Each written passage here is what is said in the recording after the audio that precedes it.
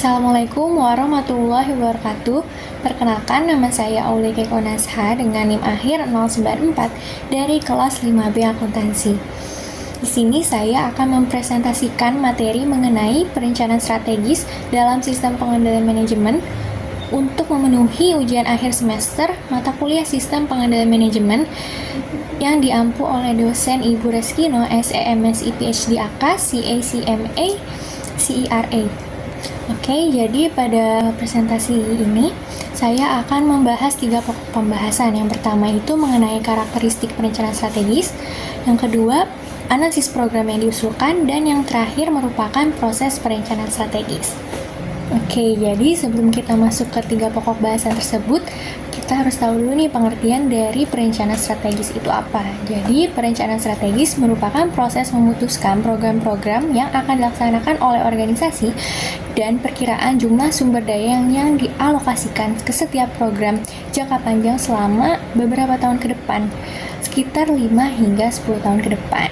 Setelah kita tahu pengertian dari perencanaan strategis itu apa, kita akan next ke karakteristik perencanaan strategis. Oke, jadi di karakteristik perencanaan strategis ini saya akan membahas mengenai hubungan formulasi strategis dengan perencanaan strategis, perkembangan perencanaan strategis, manfaat dari perencanaan strategis, keterbatasan perencanaan strategis, dan struktur serta isi program dari perencanaan strategis. Oke, jadi gimana sih hubungan si perencanaan strategis dengan formulasi strategis? Jadi, kalau formulasi strategis itu merupakan pengembangan visi, misi, tujuan, dan strategi besar organisasi, atau formulasi strategi ini merupakan langkah awal yang menentukan arah organisasi, sedangkan perencanaan strategis ini yang menjabarkan langkah-langkah konkret untuk mencapai tujuan tersebut. Jadi, kalau formulasi strategis ini diibaratkan sebagai fondasi atau yang menyediakan kerangka besar, sedangkan perencanaan strategis ini memastikan implementasi yang terukur. Next, perkembangan perencanaan strategis. Oke, jadi perencanaan strategis ini sudah muncul di tahun 1950-an atau pada era tradisional. Jadi pada tahun tersebut perencanaan strategis ini fokus pada perencanaan yang berbasis anggaran. Jadi perencanaan strategis pada masa itu gagal gitu karena perusahaan di tahun tersebut kurang memperhatikan pada dinamika pasar, sehingga seiring berjalannya waktu terjadi evaluasi perencanaan strategis. Dimulai dari era modern, perencanaan strategis itu menyesuaikan dengan keadaan lingkungan baik internal maupun eksternal, dan di era digitalisasi sekarang ini perencanaan strategis dalam mengambil keputusannya itu menggunakan basis data atau kecerdasan buatan. Next adalah manfaat dari perencanaan strategis. Oke, jadi manfaat dari perencanaan strategis yang pertama adalah keselarasan organisasi. Jadi, perencanaan strategis ini membantu menyelaraskan visi, misi, dan tujuan organisasi dan seluruh bagiannya, sehingga semua pihak ini bekerja secara sinergi untuk mencapai tujuan perusahaan. Next, manfaat dari perencanaan strategis yaitu penggunaan sumber daya yang efisien. Perencanaan strategis ini memungkinkan alokasi sumber daya yang lebih efektif dan efisien, baik itu dari sumber daya waktu, tenaga, ataupun biaya. Karena perencanaan strategis ini memastikan prioritas yang diutamakan. Selanjutnya, perencanaan strategis ini bisa mengidentifikasi potensi resiko lebih awal dan merancang strategi mitigasi melalui analisis internal dan eksternalnya. Oke, manfaat selanjutnya dari perencanaan strategis yaitu inovasi berbasis tujuan. Jadi, perencanaan strategis ini memotivasi pengembangan inovasi yang relevan dengan visi organisasi, sehingga bisa meningkatkan daya saing di pasar. Lalu manfaat lainnya, perencanaan strategis bisa membuat perusahaan mengambil keputusan lebih baik karena adanya analisis data dan data historis. Oke, jadi kita udah tahu nih beberapa manfaat dari perencanaan strategis.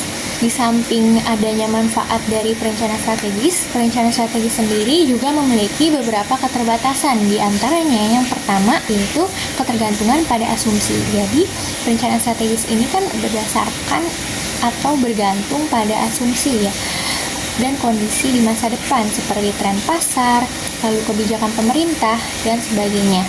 Nah, jika asumsi yang ditentukan ini keliru, maka rencana yang dibuat ini bisa tidak relevan. selain keterbatasan yang disebutkan tadi, selanjutnya adalah kurangnya fleksibilitas. Maksudnya di sini kan perencanaan strategis itu merupakan rencana yang sudah dipastikan langkahnya dari A sampai Z, sehingga jika terjadi sebuah perubahan yang mendadak seperti krisis ekonomi, maka sulit untuk menyesuaikan rencananya tersebut.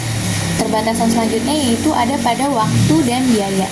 Jadi proses perencanaan strategis ini tidak berlangsung dengan singkat, sehingga mungkin perencanaan strategis ini bisa memakan waktu dan biaya yang signifikan. Oke, keterbatasan lainnya yaitu resistensi internal. Oke, jadi di beberapa kasus, implementasi dari strategi yang baru itu bisa hadapi hambatan berupa resistensi dari staf atau manajemen yang enggan berubah. Oke, jadi kan kita sudah membahas mengenai pengertian perencanaan strategis, hubungan perencanaan strategis dengan formulasi strategi, manfaat dari perencanaan strategis, dan keterbatasan perencanaan strategis. Selanjutnya akan saya jelaskan mengenai struktur dan isi program dari perencanaan strategis. Oke, jadi di struktur dan isi program dari perencanaan strategis ini sebenarnya bervariasi tergantung dari jenis organisasinya. Namun pada umumnya, isi dan struktur program perencanaan strategis diantaranya itu ada analisis situasi, yaitu memahami posisi internal dan eksternal perusahaan, lalu ada pernyataan visi dan misi, tujuan jangka panjang, program-program strategisnya, dan yang terakhir merupakan rencana implementasi, yaitu berupa jadwal, anggaran, dan sebagainya. Setelah kita tahu nih karakteristik dari proses perencanaan strategis, kita akan masuk ke pembahasan kedua, yaitu analisis program yang diusulkan. Jadi, analisis program yang diusulkan adalah proses evaluasi untuk memastikan program yang baru atau yang sedang dijalankan ini selaras dengan tujuan strategis organisasi. Analisis ini mencakup penilaian dampak, kelayakan, dan kontribusi setiap program yang dijalankan terhadap keberhasilan organisasi. Oke, jadi di pokok bahasan kali ini ada dua aspek, teman-teman. Yang pertama itu analisis program yang baru, dan yang kedua itu analisis program yang sedang berjalan. Di analisis program baru ini ada evaluasi potensi dampak, di mana perusahaan ini mengukur sejauh mana sih program baru ini bisa berkontribusi terhadap keberhasilan dari strategi organisasi atau perusahaan. Lalu ada analisis resiko, yaitu mengidentifikasi resiko utama yang mungkin muncul. Kemudian ada studi kelayakan melalui cost benefit analysis, dan perusahaan menilai nih apakah program baru ini mendukung visi serta misi organisasi dan apakah program tersebut relevan dengan prioritas strategisnya. Oke, kemudian untuk dianalisis program yang sedang berjalan itu ada analisis rantai nilai dan activity based costing. Selanjutnya kita akan masuk ke pokok pembahasan terakhir, yaitu mengenai tahapan atau proses perencanaan strategis. Sebelum kita masuk nih ke apa saja sih tahapan dari proses perencanaan strategis tersebut, sedikit informasi. Jadi kalau perusahaan ini menggunakan tahun kalender atau bulan Januari hingga Desember dalam operasi perusahaannya, mereka melakukan proses perencanaan strategis ini dari rentang bulan Maret hingga Oktober atau tepat sebelum proses penyusunan anggaran. Nah, apa aja sih tahapan dari perencanaan strategis? Jadi di perencanaan strategis ini ada 6 tahapan. Yang pertama itu mereview dan memperbarui rencana strategis tahun lalu. Jadi di tahap ini perusahaan itu mengevaluasi kegagalan dan keberhasilan dari implementasi tahun sebelumnya untuk menentukan apa sih yang harus dipertahankan, ditingkatkan, atau diubah dari rencana sebelumnya. Di tahap ini perusahaan itu melakukan audit strategi, mengevaluasi pencapaian target, dan mengidentifikasi kesenjangan antara hasil aktual dengan rencana yang telah dibuat. Sehingga di tahap ini akan menghasilkan sebuah gambaran mengenai dasar untuk menentukan rencana tahun berikutnya.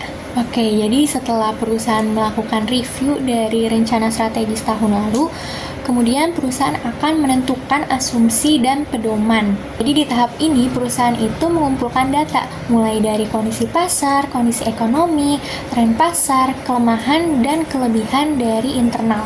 tahap ini, perusahaan ini akan menghasilkan sebuah dokumen pedoman yang mencakup asumsi kunci, prioritas strategis, dan batasan anggaran. Oke, jadi setelah perusahaan ini menentukan asumsi dan pedoman, tahap selanjutnya yaitu iterasi pertama dari rencana strategis baru. Jadi di tahap ini perusahaan itu akan membuat rancangan awal berdasarkan asumsi dan pedoman yang sudah ditentukan sebelumnya. Sehingga di tahap ini akan menghasilkan sebuah draft berupa rencana awal yang menjadi dasar untuk tahap berikutnya, yaitu tahap analisis. Oke, jadi di tahap analisis ini perusahaan akan mengevaluasi lebih mendalam mengenai rencana yang sudah dibuat tersebut untuk kelayakan dan konsistensinya.